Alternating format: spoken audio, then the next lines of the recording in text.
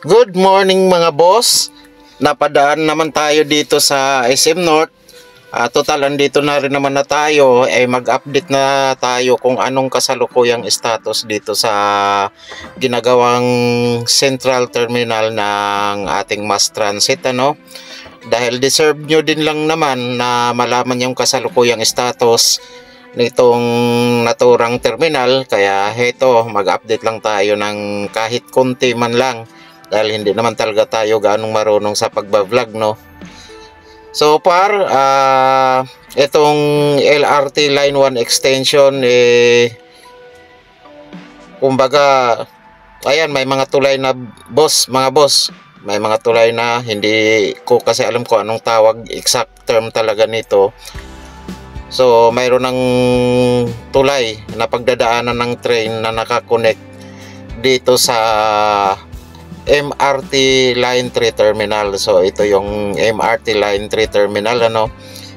Inusog to mula doon sa bandang doon sa malayo. So inusog to hanggang dito sa may kanto mismo ng EDSA at saka ng West Avenue. Ito naman ay medyo 85% completed na to mga boss. Kaya wala nang problema gaano dito sa MRT Line 3 Terminal.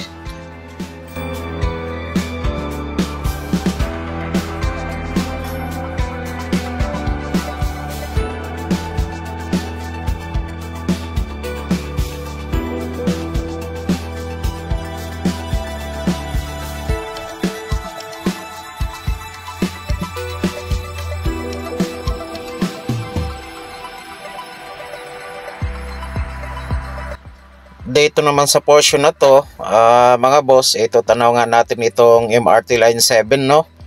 Pero hanggang sa kasalukuyan ay mga pundasyon pa lang itong ating nakikita. Mula noong mga 3 buwan na yata ang nakalipas, nakita na natin yan. Pero hanggang ngayon wala pang naidadagdag na panibagong, kumbaga additional na accomplishment dito sa MRT Line 7, ano. At ito nga, tanaw nga natin din itong mga kagamitan, mga heavy equipment na ginagamit nitong LRT Line 1 extension, ano. Hindi natin alam kung gumagana pa to sa kasalukuyan. So doon sa unahan mga boss, tanaw natin yung mismong terminal or mismong station ng LRT Line 1 extension hanggang dito sa area na to, no. So dadaan to mula dun sa annex hanggang dito sa may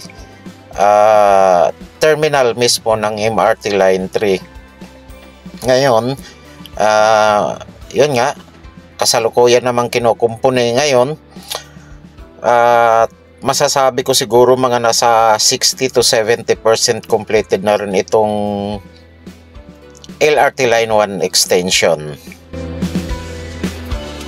Ngayon, andito naman tayo, nakatayo dito sa overpass ng annex, ano. Ito yung nagko-connect na sa annex hanggang dito sa Save More. At naka-schedule din to na i-renovate, no. Lalagyan to ng bubungan para hindi mabasa ang mga pasahero o ang mga mamamayan or ang mga commuter, no. Re-renovate nila yan. Actually, nakita ko kanina na tinanggal na yung mga sign edges na ikinabit ng MMDA. Tinanggal kanina at mismong MMDA din ang nagtanggal nito. Sila rin ang nagkabit pero sila rin ang nagtanggal. Pero ang renovation na to ay under ng SM sa pagkakaalam ko, no? Dahil i-connect nga nila dito sa Save More at saka dito sa Annex Building.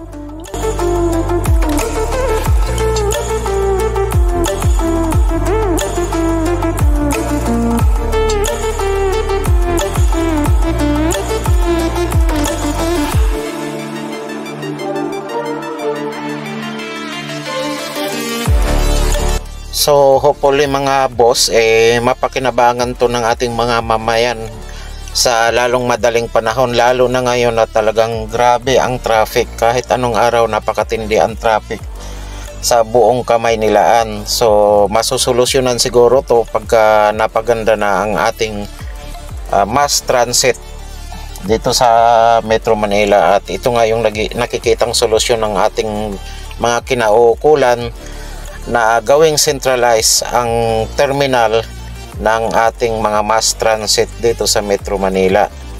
So sa ngayon mga boss, yan lang yung update ko sa inyo. Once again, Red Dragon TV here. At kung bago lang kayo sa aking channel ay huwag kalimutan na i-like, i-share ang ating mga videos, and of course huwag po nating makalimutan na mag-subscribe. Total libre lang naman po ang mag-subscribe. Pakitulungan nyo lang po ako na umangat ang aking channel. Maraming salamat and God bless.